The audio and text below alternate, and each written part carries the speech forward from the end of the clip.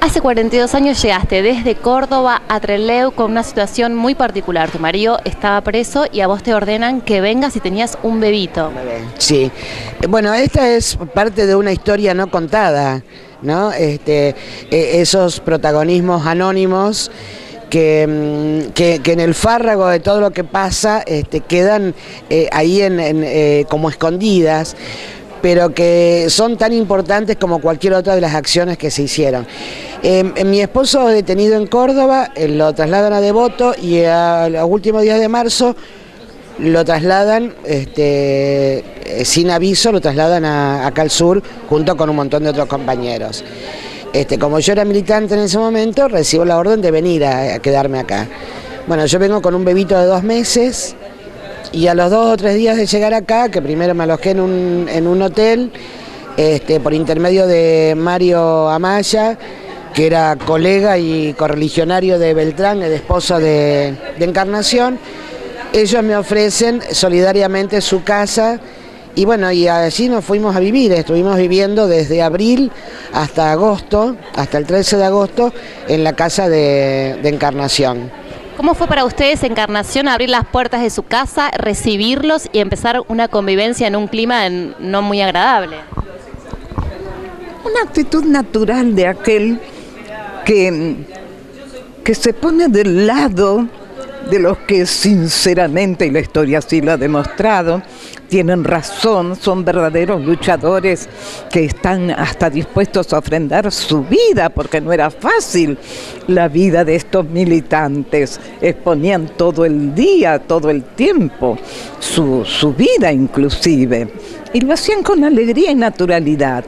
Y entonces, como toda una persona que siente la justicia de aquello por lo que están luchando, y uno siente la obligación como ciudadano de no permanecer al margen de eso, de ayudar en su medida ciudadana a esas personas. ¿Cómo no abrir tu hogar? Como gesto de solidaridad. Había surgido de manera casi espontánea una comisión de solidaridad con los presos políticos.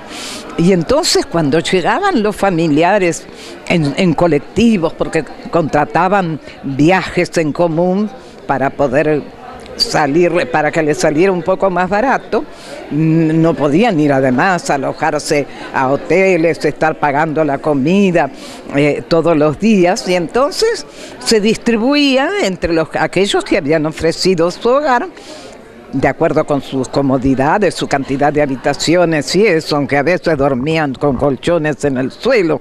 En una ocasión supe que habíamos ido unos días, que había dormido debajo de la mesa, debajo de una mesa, un colchón, y había dormido un cura tercermundista. Nunca supe su nombre, pero me comentaban de eso. De modo que el problema del espacio, con buena voluntad, también se solucionaba. Bueno, y fue eso, espontáneo, con la característica de que mi muy querida Hilda se quedó a vivir en Trelew. Además, esa actitud nuestra y de la Comisión de Solidaridad quebraba la intención de ese momento, del gobierno de ese momento, de aislarlos de sus familiares.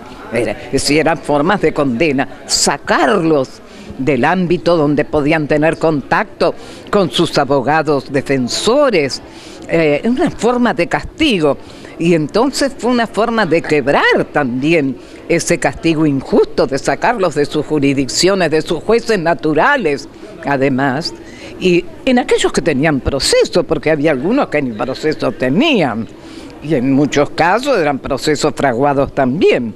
Viste, como en una ocasión me comentaba uno de los compañeros que salieron de la cárcel, si yo hubiera hecho todas las cosas que mendigaban, hubiera tenido el don de la ubicuidad, porque mendigan cosas el mismo día, a la misma hora, en Chaco y no me acuerdo qué otro día, en Córdoba, ponerle cosas. Porque, bueno, la idea total de la impunidad les daba para hacerse barbaridades. Como hoy se ha visto tantas mentiras, que por suerte la historia ha ido, y la lucha de los familiares ha ido hacia la verdad.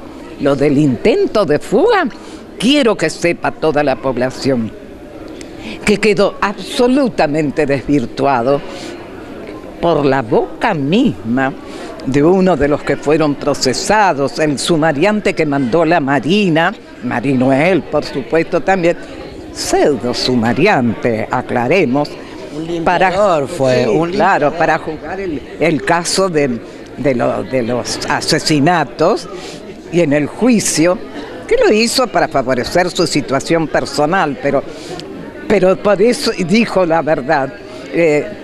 La versión de la fuga es inverosímil. Y después le preguntaron, entonces para usted no hubo intento. Absolutamente no, dijo. Bien, ¿cómo recordás vos ese momento de decisión de cuando ya estabas albergada por unos días en la casa de Encarnación de quedarte a vivir? ¿Cómo fue esa convivencia? La convivencia fue perfecta.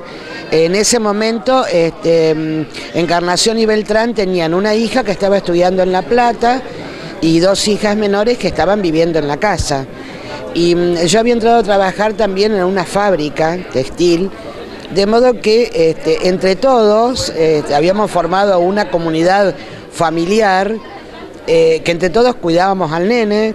Encarnación se encargaba de hacer la papilla y dejar la papilla a la mañana, de comprar la leche, es decir, había pasado a ser un poco o el hijo más chico o el nieto, que incluso lo dije ahora, Encarnación le decía a su bebé, ¿no? Vos decías que era su bebé también. Sí, bueno, no, la convivencia fue perfecta, era nuestro, ellos eran de nuestra casa.